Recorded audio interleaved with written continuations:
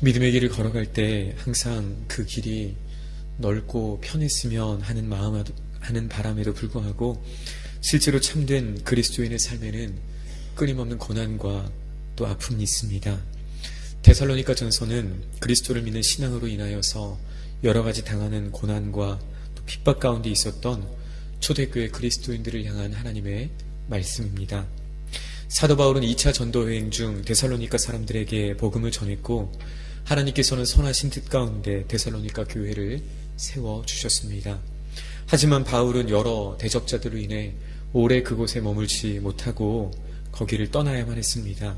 그럼에도 불구하고 신앙의 걸음마를 막 떼기 시작한 데살로니가 교회에는 하나님의 은혜로 인하여 믿음과 소망과 사랑 안에서 점점 자라갔습니다.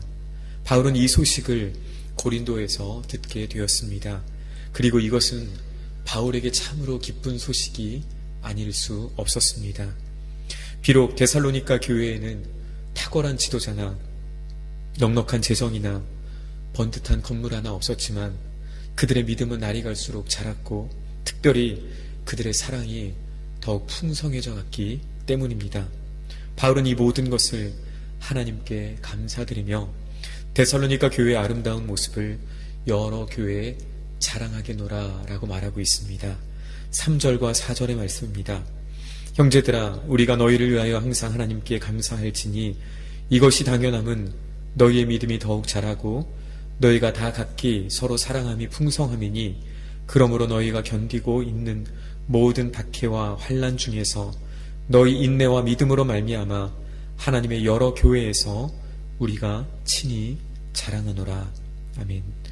교회가 조금이라도 자랐다면, 교회 공동체의 믿음이 자라나고 성숙했다면, 또 성도 서로 간의 사랑이 많아지고 그것이 풍성해졌다면 모든 영광인 누구에게 돌려져야 하는 것일까요?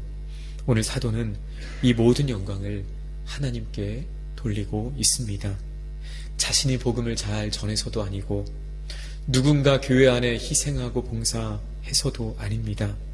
물론 이것들이 의미가 전혀 없는 것이 아니고 매우 소중한 일이지만 오늘 사도는 이 모든 것이 가능하게 하신 분, 이 모든 것을 가능케 하신 분이 바로 하나님이심을 온전히 고백하고 하나님께 모든 영광을 돌리고 있습니다. 또한 사도는 데살로니가 교회의 외적인 어떤 것들을 자랑한다, 칭찬한다 라고 말하지 않습니다. 교회가 자랑할 것, 성도가 자랑할 것은 무엇입니까? 그것은 바로 하나님을 향한 참된 믿음과 그리고 하나님과 이웃을 향한 참된 사랑인 줄로 믿습니다. 그리고 이 모든 것이 하나님으로부터 나오는 줄로 믿습니다. 바울은 오늘 말씀을 통해 계속해서 박해와 또 환난 가운데 있는 데살로니가 교회의 성도들을 격려하고 있습니다. 그러면서 고난에 대한 새로운 메시지를 성도들에게 전해주고 있습니다. 성도의 고난에는 분명한 뜻이, 목적이 있다라는 것입니다. 그 말씀이 오늘 본문 5절의 말씀입니다. 우리 5절의 말씀을 함께 다시 한번 읽겠습니다. 이는 하나님의 공의로운 심판의 표요 너희로 하여금 하나님의 나라에 합당한 자로 여김을 받게 하려 함이니 그 나라를 위하여 너희가 또한 고난을 받느니라. 아멘. 성도의 고난은 하나님의 공의로운 심판의 표가 된다라는 말씀, 이 말씀의 의미가 어떤 것일까요? 하나님의 심판은 기본적으로 의인과 악인, 신자와 불신자, 또 구원받을 자와 심판받을 자를 나누는 것입니다. 그런데 성도에게 있는 모든 박해와 환난은 구원받은 사람에게 하나님의 자녀요 의인됨을 보증해주는, 확실함을 증명해주는 표가 바로 고난이라는 것입니다. 그런 의미에서 고난은 성도에게 가장 영광스러운 표시 중에 하나입니다.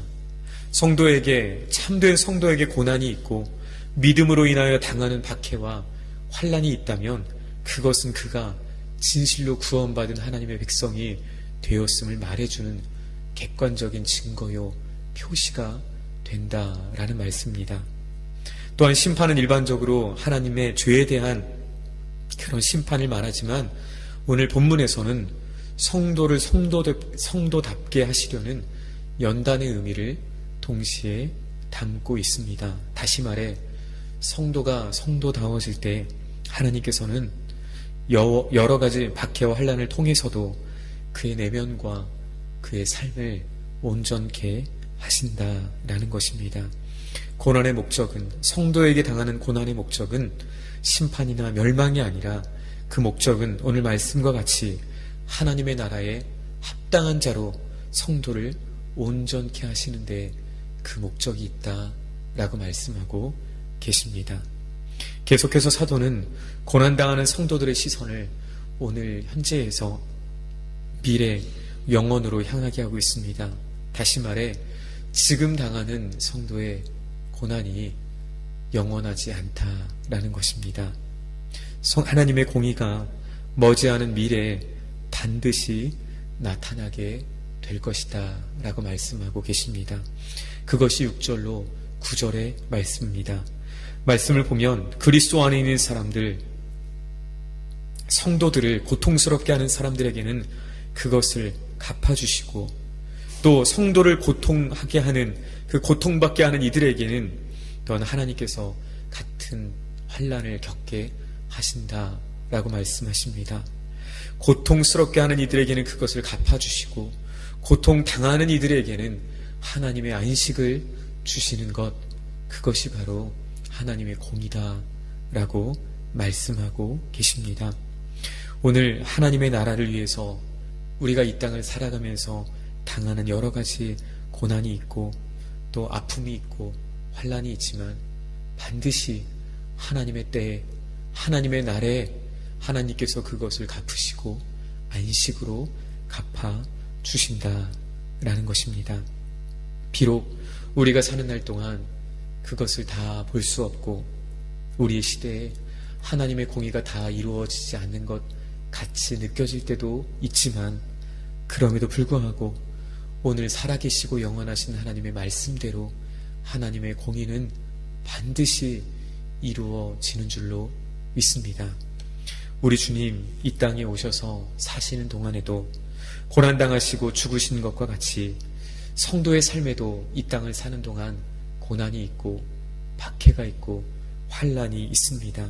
하지만 우리 주님을 죽음에서 건지시고 살리신, 그리고 영광스럽게 하신 하나님께서 주님 안에 있는, 그리스도 안에 있는 참된 성도들을 마지막 날에 다시 살리시고 영원롭게 하실 줄로 믿습니다. 오늘 사도는 마지막으로 데살로니가 교회의 성도들 위해 하나님의 부르심에 합당한 자로 살 수 있는 하나님의 능력이 부어지기를 기도하고 있습니다. 하나님께서 택하신 자들을 부르실 뿐만 아니라 그 부름받은 자들이 부르심에 합당한 삶을 살 수 있도록 그 능력을 부어주셔야만 한다라는 것입니다. 오늘 이것이 저와 여러분의 기도 제목, 또 서로를, 성도를 향한 기도의 제목이 되기를 소망합니다. 하나님, 우리에게 하나님의 능력을 더해 주옵소서. 우리의 모든 생각과 성향이, 우리의 모든 믿음의 행실이 오직 하나님의 능력으로 완성되게 하옵소서. 그리하여 우리 삶이 하나님께 온전히 영광을 돌리고 우리 삶에 하나님의 영광을 보게 하여 주옵소서 라고 기도할 때 오늘 이 기도 가운데 하나님의 능력과 은혜가 우리 가운데 부어질 줄로 믿습니다. 오늘도 여러 가지 상황 속에서 주님을 바라보며 또 말씀을 따라가는 살아가는 여러분 가운데 주님의 참된 위로와 안식이 있기를 소망합니다.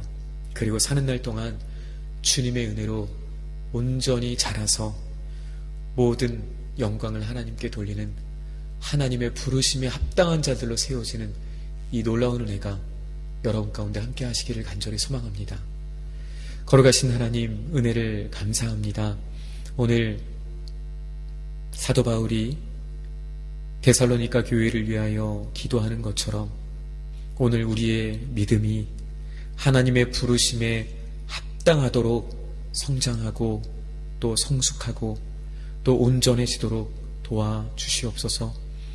하나님, 믿음 때문에 당하는 고난이 있고 또 주님을 따라 살아가는 것 때문에 당하는 박해가 있지만, 그러나 그것이 고통스럽고 어려운 것이 아니라 그것이 얼마나 큰 영광이고 우리가 구원받은 표임을 증거하는 영광스러운 이름을 기억하면서 믿음으로 인내하고 소망 중에 주님을 바랄 수 있는 주님의 권속들, 주님의 자녀들이 다 되도록 주여 도와주시옵소서. 예수님의 이름으로 기도합니다. 아멘.